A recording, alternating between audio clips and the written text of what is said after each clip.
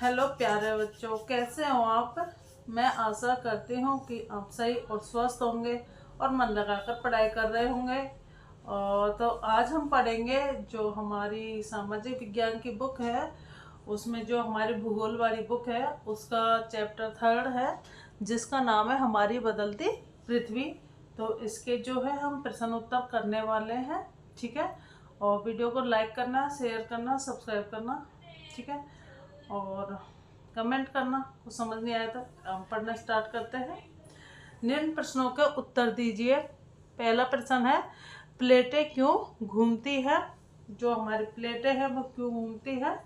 तो पृथ्वी के अंदर पिघले हुए मैग्मा में होने वाली गति के कारण पृथ्वी के अंदर पिघला हुआ मैग्मा एक वृत्तीय रूप में घूमता रहता है।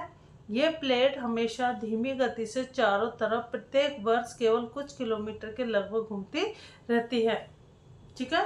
तो जो पृथ्वी के अंदर जो मैग्मा है वो घूमता है, ठीक है, वृत्तीय रूप में वो घूमता रहता है। इस कारण जो है ये प्लेटें धीमी गति से चारों तरफ कुछ किलोमीटर प्रत्येक वर्ष में घूमती है। दूसरा प्रश्न है, बहिर्जनित एवं अंतर्जनित बल क्या है। बहिर्जनित और अंतर्जनित बल क्या है। तो अंतर्जनित बल जो बल पृथ्वी के आंतरिक भागों में घटित होते हैं अंतर्जनित बल कहते हैं। अंतर्जनित बल कभी आकस्मिक गति उत्पन्न करते हैं तो कभी धीमी गति। बहिर्जनित बल जो बल पृथ्वी की सतह पर उत्पन्न होते हैं उन्हें बहिर्जनित बल कहते हैं। अंतर्जनित यानी जो पृथ्वी के अंदर होगा, और बहिर्जनित यानी पृथ्वी के जो बाहर बल लगता है उसी को अंतर्जनित और बहिर्जनित बल कहते हैं, ठीक है। हमारा प्रश्न नंबर 3 है, अपरदन क्या है, ठीक है।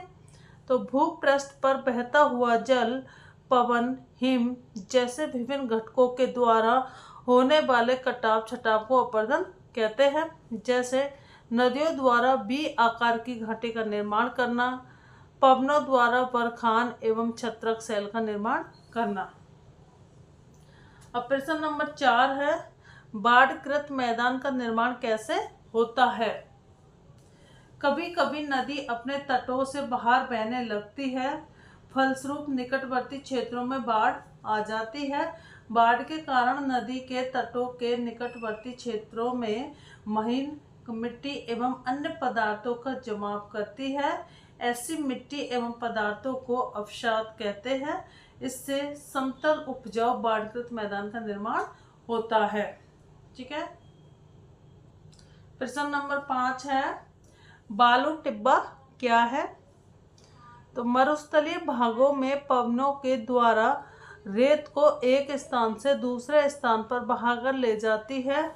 जब पवन का बहाव रुकता है तो यह रेत गिरकर छोटी पहाड़ी बनाती है। इनको बालू टिब्बा कहते हैं।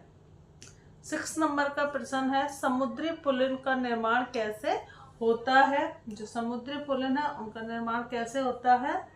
जब समुद्री किनारों पर समुद्री अवसाद जमा हो जाते हैं और समुद्र का कुछ भाग समुद्र से कटकर एक झील का रूप ले लेता है, उसे पुलिन कहते हैं, ठीक है। अब प्रश्न नंबर 7 है, चाप झील क्या है। चाप झील क्या है।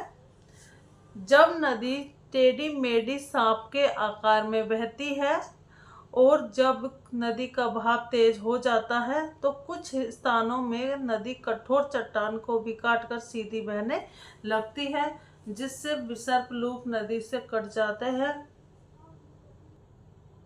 और अलग झील बनाते हैं, जिसे चाप झील या गोकुल झील कहते हैं। अब हमारा प्रश्न नंबर 2 है, सही टिक उत्तर चिन्हित कीजिए, ठीक है। तो इसमें है कि इनमें से कौन सी समुद्री तरंग की विशेषता नहीं है।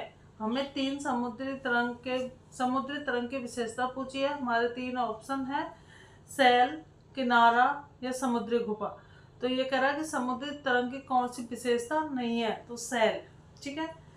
6 नंबर का प्रश्न है, हिमनद की निक्षेपण विशेषता है। तो हिमनद की निक्षेपण विशेषता क्या है। तो इसमें 3 ऑप्शन दे रखे हैं। पहला है बाढ़कृत मैदान, दूसरा है पुलिन और तीसरा हिमोड। तो इसका सही आंसर होगा हिमोड। ग है, पृथ्वी की आकस्मिक गतियों के कारण कौन सी घटना होती है? जो पृथ्वी की आकस्मिक गति होती है उसके कारण कौन सी घटना होती है? ज्वालामुखी, बलन या बाढ़कृत मैदान। तो इसका सही आंसर होगा ज्वालामुखी। अगला प्रश्न है, छत्रक शैलें पाई जाती है।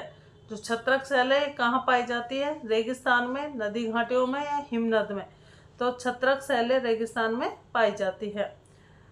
चाप झील यहाँ पाई जाती है। तो चाप झील झील है तो झील कहाँ बनेगी? हिमनद में, नदी घाटी में या रेगिस्तान में? तो इसका सही आंसर होगा नदी घाटी।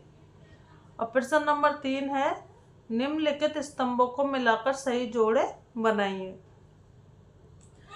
हमें सही जोड़े बनाने हैं, ठीक है। तो ये देख लो एक बार, ये सारे लिख रहे हैं, इनको इनसे मैच करना है। तो डायरेक्ट में इसका आंसर देख लेते हैं। हिमनद, हिमनद का आंसर है बर्फ की नदी, ठीक है। दूसरा है विसर्ग, इसका है नदियाँ। पुलिन, समुद्री तट। बालू टिब्बा, रेगिस्तान में। जलप्रपात, कठोर संस्त्रशैल है। और भूकंप, पृथ्वी का कंपन है, ठीक है। अब हमारा प्रश्न नंबर 4 है, कारण बताइए। हमसे कारण पूछे गए हैं, कुछ कथन दिए गए हैं और उनसे कारण पूछे गए हैं। देखिए, पहला है, कुछ सेल छत्रक के आकार में होते हैं।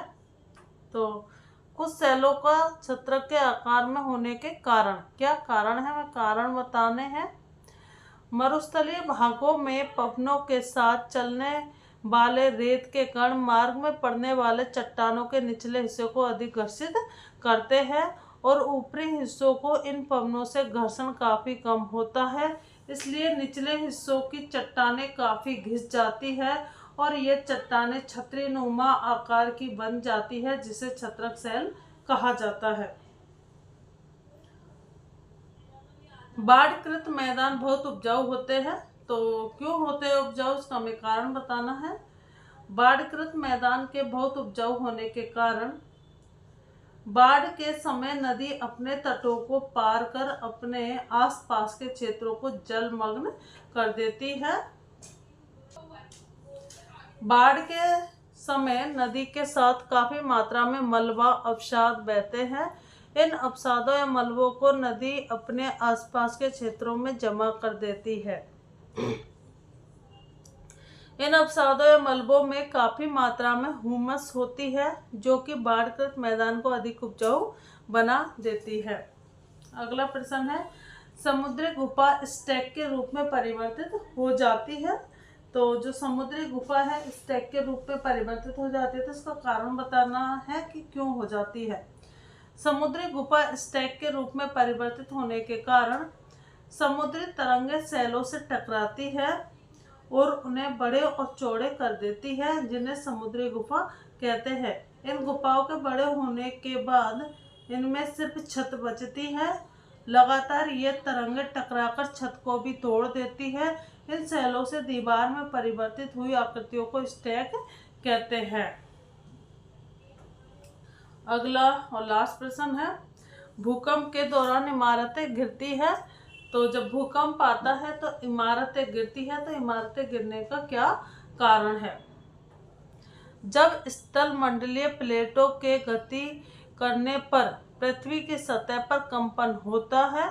यह कंपन पृथ्वी के सतह पर चारों ओर गति करता है, जिसकी तीव्रता के कारण इमारतें गिरती है, ठीक है।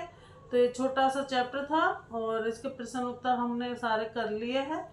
आप कर लेना और इनको पढ़ लेना, ठीक है। वीडियो पसंद आए तो लाइक करना, शेयर करना, सब्सक्राइब करना, ठीक है। धन्यवाद। फिर मिलेंगे किसी और वीडियो में।